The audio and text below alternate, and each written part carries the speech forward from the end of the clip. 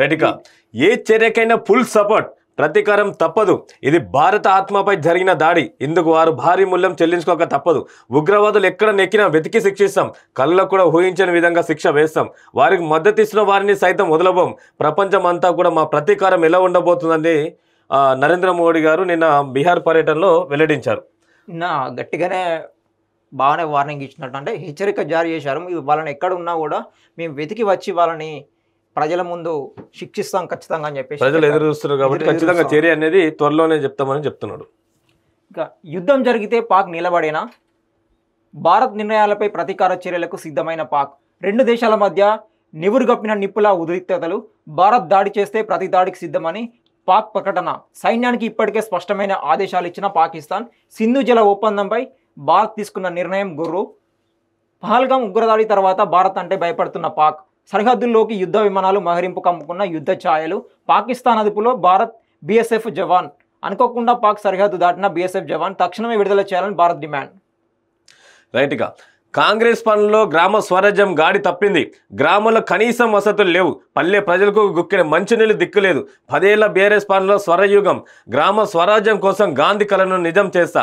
ఉద్యమ కలను సాకారం చేసిన కేసీఆర్. సోషల్ మీడియా వేదికగా కేటీఆర్ వెల్లడించినంట. వీళ్ళు 10 ఏళ్ళ నుండి చేసిందేమో కానీ ఇప్పుడు కాంగ్రెస్ పార్టీ రాగానే విమర్శలు అనేది చేస్తూ ఉన్నారు. చూద్దాం ఎంతవరకు వస్తుంది అనేది. భూమి అంటేనే ఆత్మగౌరవం.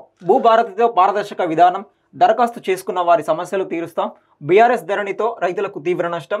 అక్కన్నపేట సదస్సులో మంత్రి పొన్నం ప్రభాకర్. రైట్ ఇంకా నిజాంపేటలో సర్కార్ భూమి మాయం. మేడ్చల్ జిల్లాలో అక్రమార్కుల రాజ్యం. సర్వే నెంబర్ 332, 334లో భూమి కబ్జా చేసి బహుళ అంతస్తుల భవన నిర్మాణం. అనుమతులు ఇచ్చిన హెచ్ఎండిఏ, అండగా రెవెన్యూ శాఖ. ఇక ప్రభుత్వ భూమిలో ప్లాట్ చేసి అమ్మేస్తున్న వైనం. కలర్ఫుల్ బ్రోచర్లు, మాయం మాటలకు అమాయకులు బలి. ఇక కోట్లలో డబ్బు సంపాదించిన పావని కన్స్ట్రక్షన్స్. పొలిటికల్ అండతో రెచ్చిపోతున్న వైనం. మామూలు మత్తులో అధికారులు. రెవెన్యూ ఆఫీసర్లపై చర్యలు తీసుకోవాలంటూ స్థానికుల డిమాండ్. ఇది ఆర్టీఓ కార్యాలయం. ఏవోల తీరు. వాహనదారులకు అందని సేవలు. పైసలు లేకపోతే పని జరగదంట. ఈ ఆర్టీఓ కార్యాలయాల ప్రజలారా మీరు గుర్తుపెట్టుకొని అక్కడ ఉన్నటువంటి ఏజెంట్లు బ్రోకర్లతోనే బాగా నడుస్తూ ఉంటుంది. ఏ ఫైల్ అయినా సరే, డ్రైవింగ్ లైసెన్స్ నుంచి మొదలు పెడితే ఆర్సీ రిజిస్ట్రేషన్ వరకు కూడా ప్రతిదీ ఏజెంట్ల త్రూనే నడుస్తుంటుంది ప్రతి ఆర్టీఓ కార్యాలయాల్లో. దానిపైన ఉన్నతాధికారులు ప్రత్యేక నిఘా పెట్టి ఆ దళారులు లేకుండా చేయాలనేదే ప్రజలు కోరుకుంటా ఉన్నారు. దానికి సంబంధించిన వార్త ఇక్కడ పబ్లిసిటీ చేయడం జరిగింది. ఓకే, ఇది ఆదాబ్ హైదరాబాద్కి సంబంధించినటువంటి ప్రధాన అంశాలు. ఇక నేటి నుంచి భారత్ సమ్మిట్ కూడా ఉంది. ఘనంగా నిర్వహిస్తామన్న డిప్యూటీ సీఎం బట్టి విక్రమార్క. సమ్మిట్కు ప్రపంచవ్యాప్తంగా వివిధ రంగాల్లోని నిపుణులకు ఆహ్వానం.